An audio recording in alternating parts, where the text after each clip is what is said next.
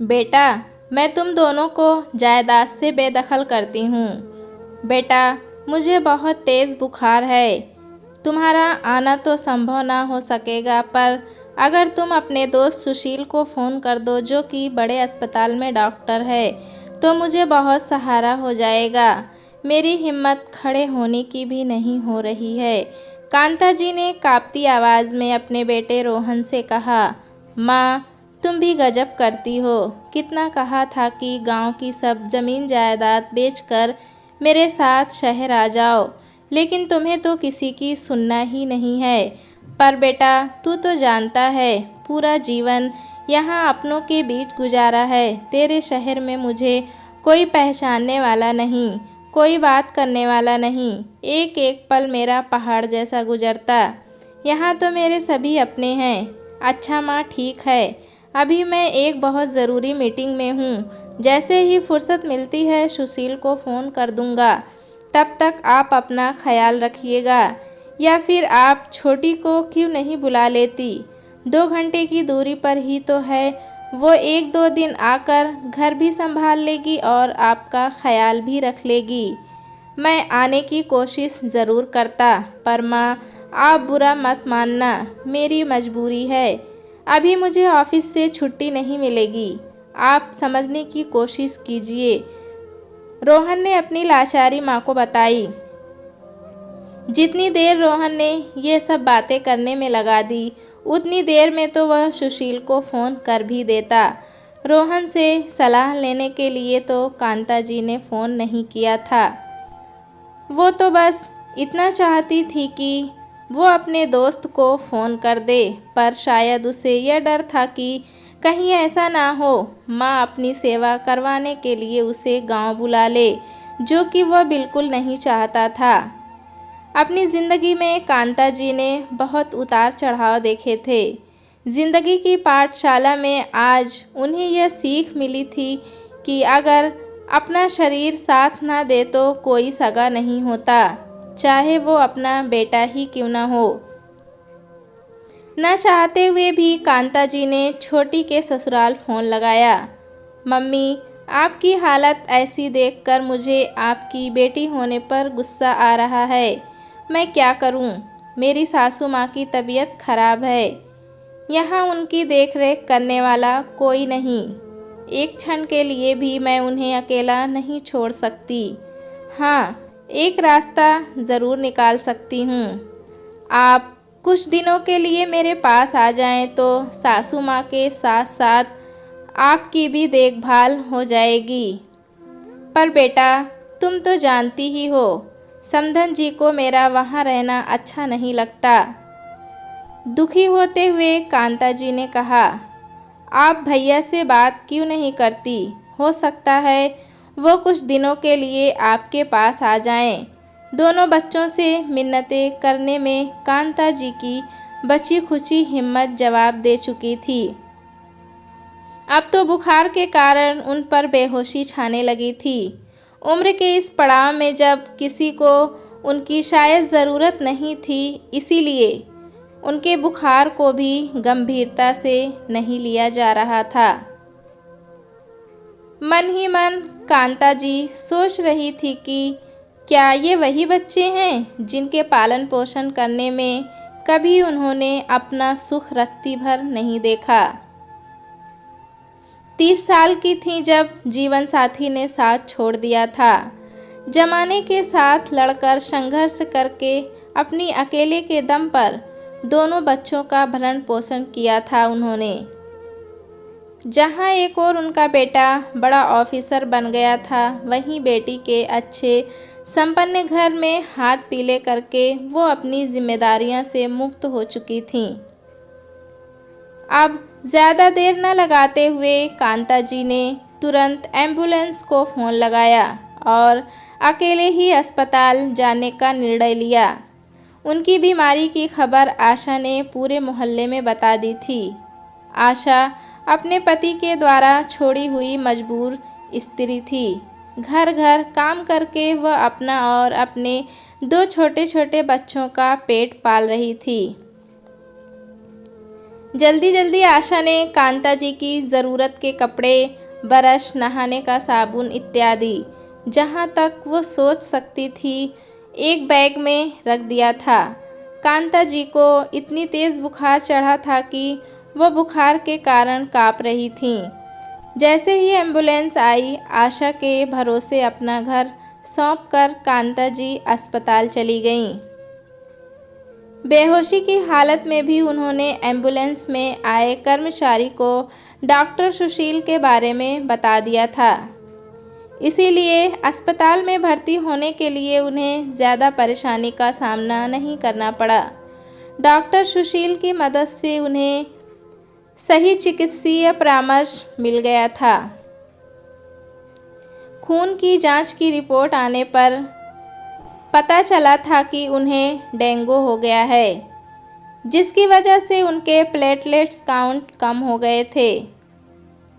Doctor सुशील को पता था कि कांता जी अकेली रहती हैं, इसीलिए उन्होंने सख्त हिदायत दे दी थी कि जब तक आप बिल्कुल ठीक नहीं हो जाती, यहीं अस्पताल में रहिए।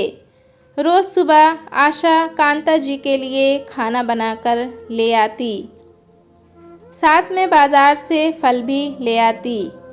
एक एक करके पड़ोसी भी उनको देखने आते। धीरे धीरे सभी के प्यार और साथ से कांता जी ठीक हो रही थीं। सबसे ज़्यादा दुख तो उन्हें बस इस बात का था कि दोनों बच्चों को उन्होंने अपनी बीमारी की खबर दी थी। आज पूरे 2 दिन हो गए, किसी को उनकी खबर लेने की फुर्सत ना मिली। जो खून के रिश्ते थे वो ऐसे पराये हो जाएंगे, यह तो उन्होंने सपने में भी नहीं सोचा था। और जो पराये थे वो दिन रात एक करके उनकी सलामती की दुआएं मांग रहे थे। आशा के प्यार और सच्चे दिल से की गई देखरेख से कांता जी अब भविष्य के लिए मन ही मन कुछ निर्णय ले चुकी थीं। आज पूरे 2 दिन बाद शाम को रोहन का फ़ोन आया। लापरवाही वाले अंदाज में कांता जी से इठलाते हुए बोला, क्षमा कर दो माँ, मैं सुशील को फ़ोन नहीं कर पाया। अब आपकी तबीयत कैसी है? इतना बिजी था कि सांस लेने की भी फुर्सत नहीं थी। हाँ बेटा, सच कहा तूने। जिसने तुझे सांसें दी, अब उसकी सांसों की रक्षा करने की तेरे पास 2 घड़ी भी फुर्सत नहीं। मैं ठीक हूँ, तुम अपना और अपने बच्चों का ख्याल रखना। ईश्वर तुम्हें हमेशा खुश रखे। इतना कहकर दुखी मन से कांता जी ने फ़ोन रख दिया। पूरे 8 दिन बाद कांता जी अपने घर वापस आई थी। आशा ने पूरा घर करीने से साफ सुथरा रखा था। यह देखकर कांता जी की आंखों से आंसू निकलकर गालों पर आ गए। उन आंसुओं को कांता जी ने अपने आंचल में समेट लिया, क्योंकि आज उन्हें जीवन की पाठशाला में एक नया शब्द इंसानियत जो देखने को मिला था, जिसकी गुरु आशा थी, जो बेगानी होते हुए भी अपनों से बढ़कर थी। आज गांव की अपनी पूरी ज़मीन और जायदाद, घर, सब कुछ कांता जी ने अपने वसीयत में आशा के नाम कर दिया था। अपनी बेटी छोटी और बेटा रोहन को फ़ोन करके उन्होंने सब खबर दे दी थी। माँ के द्वारा उठाए जाने वाले इतने बड़े कदम की तो रोहन और छोटी को बिल्कुल भी आशा ना थी, जैसा कि कांता जी ने सोचा था। अगले ही दिन दोनों कांता जी के पास गांव में थे।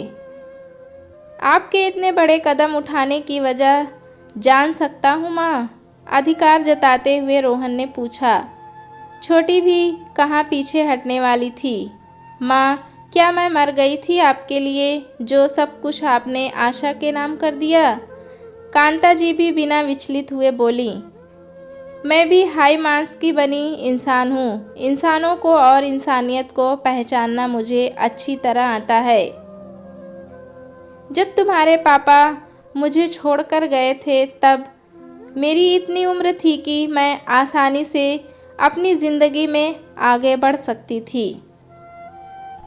अपना दूसरा घर संसार बसाकर अपनी खुशियों के रास्ते चुनकर आगे भी बढ़ सकती थी, लेकिन मैंने अपनी सारी सुख सुविधाओं, इच्छाओं की आहुति देकर तुम दोनों की परवरिश की।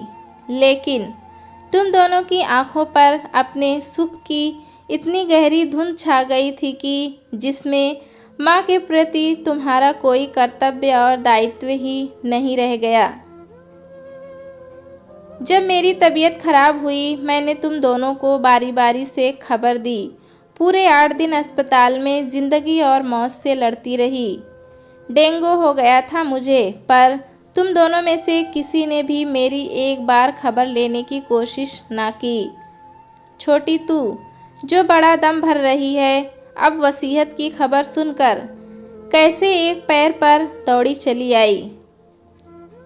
उस समय तो एक बार भी तूने फ़ोन करके मेरी खबर भी ना ली। अरे अगर तू अपनी सासू माँ की सेवा में व्यस्त थी तो दामाद जी को भेज देती मेरा हाल चाल पूछने। कम से कम फ़ोन पर तो खबर ले ही सकती थी। जितने दिन मैं अस्पताल में रही, तेरा एक बार भी फ़ोन ना आया। कभी सोचा है मेरे दिल पर क्या गुजरी होगी तुम दोनों के इस तरह के अनचाहे व्यवहार से? अब शायद तुम दोनों की नज़रों में मेरा होना या ना होना कोई मायने नहीं रखता। यह मुझे अच्छी तरह से अनुभव हो गया है। ऐसे कठिन समय में आशा ने मेरी सहायता की, मेरा मनोबल बढ़ाया, मुझे सहारा दिया, मेरी दुख की हमदर्द बनी, दिन रात एक करके मेरी सेवा की। इसीलिए ये मेरी उत्तराधिकारी है। अब जो सेवा करेगा मेवा भी तो उसी को मिलेगा ना।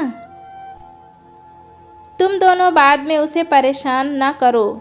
इसलिए मैंने भी एक वकील साहब को कागजात बनवा कर तैयार कर लिया है।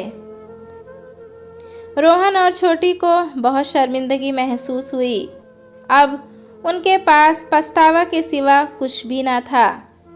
माँ, सचमुच आज आपने हमारी गलतियों का एहसास करवाकर हमारी आँखें खोल दी और जीवन के एक बहुत बड़े सत्य से रूबरू करवाया। माता पिता जन्म देकर दुखों को सहकर अपनी संतान को इस जीवन में लाते हैं, और जब वही संतान उन्हें अनदेखा कर दे तो वो उनके जीवन का सबसे दुखी पल होता है। माँ, भले ही आप हमें अपनी जायदाद से बेदखल कर दें, लेकिन अपनी सेवा से कभी बेदखल न करना। अब जब भी जैसे भी मुझे वक्त मिलेगा, मैं दौड़कर आपके आंचल की छांव तले आ जाया करूँगा। मुझे क्षमा कर दो माँ। दोनों बच्चों की आँखों से बहते हुए आंसू उनकी गलतियों का प्रायश्चित कर रहे थे। आज के समय में हमारे समाज में बुज़ुर्गों के साथ ये बड़ी समस्या है। जहाँ वो अपनी जड़ और ज़मीन से उखड़कर कहीं दूर जगह बस नहीं सकते, वहीं दूसरी ओर अपनी संतान का अनचाहा व्यवहार उन्हें दुखी कर जाता है। आखिर कांता जी सिर्फ अपने बच्चों से यही तो चाहती थीं कि वो फ़ोन पर उनकी खोज खबर लेते रहें, लेकिन शायद अपने जीवन की व्यवस्थाओं में उनके बच्चों के पास इतना भी समय नहीं था अपनी माँ के लिए। दोस्तों, कहानी कैसी लगी हमें कमेंट में ज़रूर बताएं। चैनल पे नए हैं तो एक लाइक और सब्सक्राइब करना ना भूलें।